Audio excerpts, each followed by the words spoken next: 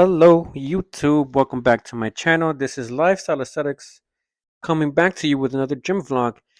So, recently I've been having for my routine, but I want to show you guys one of my OG routines that I did to get, a little bit big, stronger. So, I am doing chest and back day in its first few set of clips. So, prioritizing the incline press for the upper chest here. Of course, you want to make sure that you're lifting heavy, anywhere from the 4 to 6 full range of motion range. Second set, you are going to drop the weight to make sure that you do the next set correct, with less weight, better form, of course, getting some effective reps in. And then we are going to do some chest fly here with the machine. And the reason I don't like it with dumbbells is because it just feels awkward, like I'm not doing too much.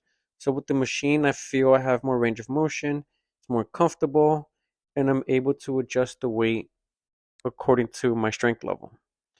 So I've been getting stronger overall on the machines. It's been showing up in general for all of my other lifts, which is pretty great. I feel much safer since I go alone and I don't have a spotter, so I don't go too crazy on the free weights in the sense that, it puts me in a dangerous situation. So I basically just go for the machines. And then we usually do a weighted dip. However, I've noticed that we have this little decline press machine here for the lower pecs. So, for those of us that are still beginners, and if you have this machine or something that imitates that from a high to low angle, that's definitely going to target the lower part of your chest, which not many people hit regardless. So, definitely do not forget to hit the lower chest. So, with these movements for chest and back day, is three for chest, three for back. So upper part of the chest and back, the middle part of the chest and back, and then the lower part of the chest and back. And then six movements is all you need. You don't have to do all this crazy volume, stated for like 2 hours, no. Because remember that we are going to do the 30-minute incline or choosing the target of 500 calories to burn when you do the incline walk after you lift. So for the first back movement, for the back thickness, we're doing some V grip row here, the neutral grip. I feel like my back has been growing quite fast. It's getting stronger and thicker. So for me, I want to prioritize getting a bigger back to get a slimmer waist, to have that nice V taper, but also getting strong shoulders. So, going on with the weight here, even putting the little plate of 5 pounds on my next video, you will see it's definitely going to add on to getting more strength overall, getting more back development, back thickness. It's going to grow wider regardless. And again, this is like the friendly version of the chest and back version where we are not, showing you the weighted pull ups and dips, since some of us that are watching might be beginners overall. And, just doing these machines will definitely help you out. So after you do the neutral grip, definitely do the lower back with a small straight bar for the reverse grip lat pull downs. Is going to work a lot on the lower back, lower lats, and you're going to get stronger. Of course, it works out the bicep and forearms. 2 sets of these high intensity, good form is going to help you develop a lot. Of course, rest between a minute or 2 minutes in between, depending on how you feel. And then for the upper back, we're doing some wide grip rows here. This is going to target a lot of the upper back, the traps here, posterior deltoids. So I did 75 pounds at first, and then I dropped 15 pounds for 16-pound dumbbells in each hand.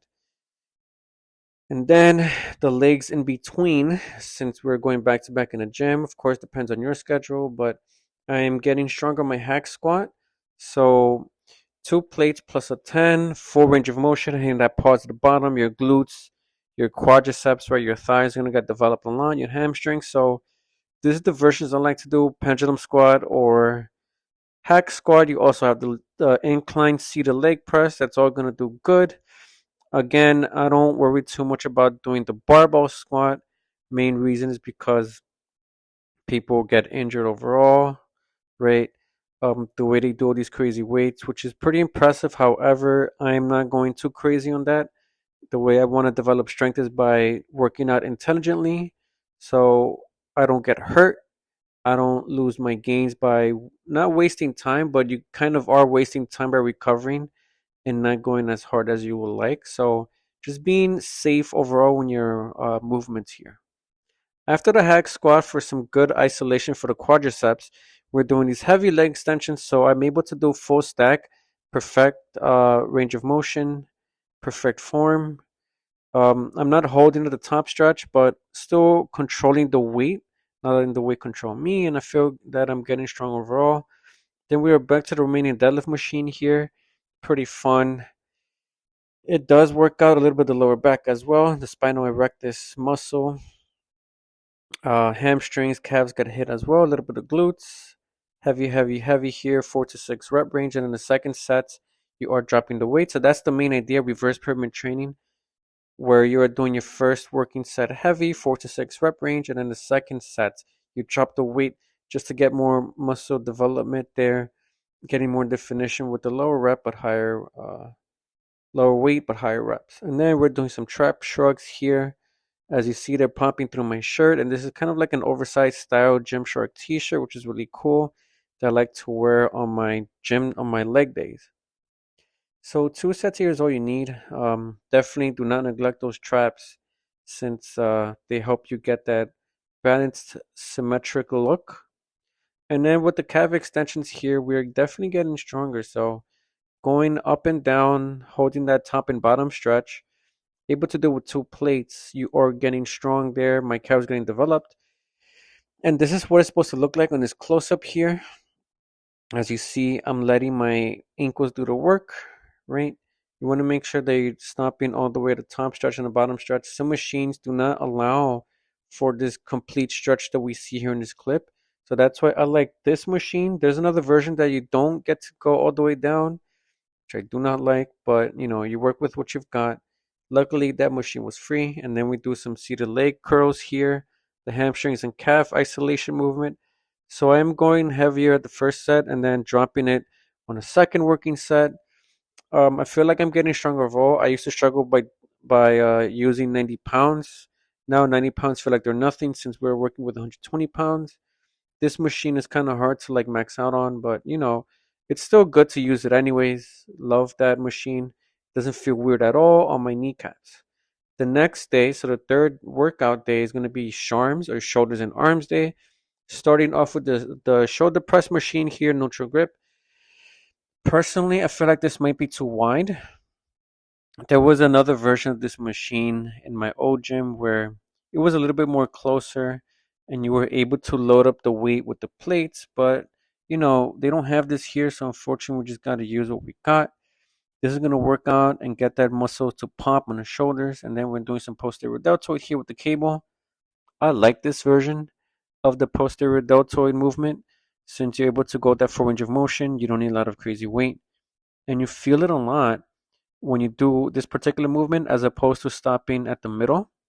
That way you feel the whole stretch for your posterior deltoids, and of course in the second set when you jump the weight, alternate the version of your position of your hand so that way it's a little bit more equal. Um, some people don't care, and that's fine, but I like to be mindful of the hand placement on the second set so that way it doesn't feel a little bit uneven or not balanced overall.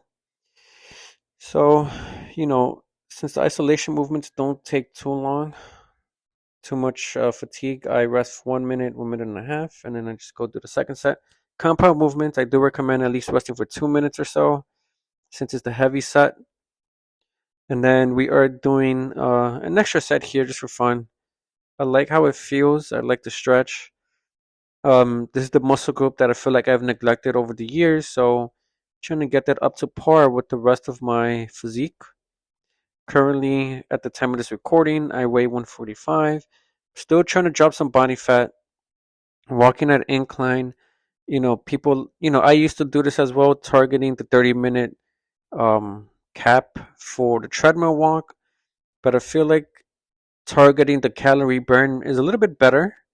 So I would highly recommend doing 500 calorie burn walking after your workout just to drop some body fat more, become more aesthetic.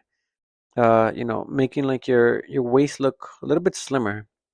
After we do the posterior deltoid, we're using the same cable machine to do some tricep work.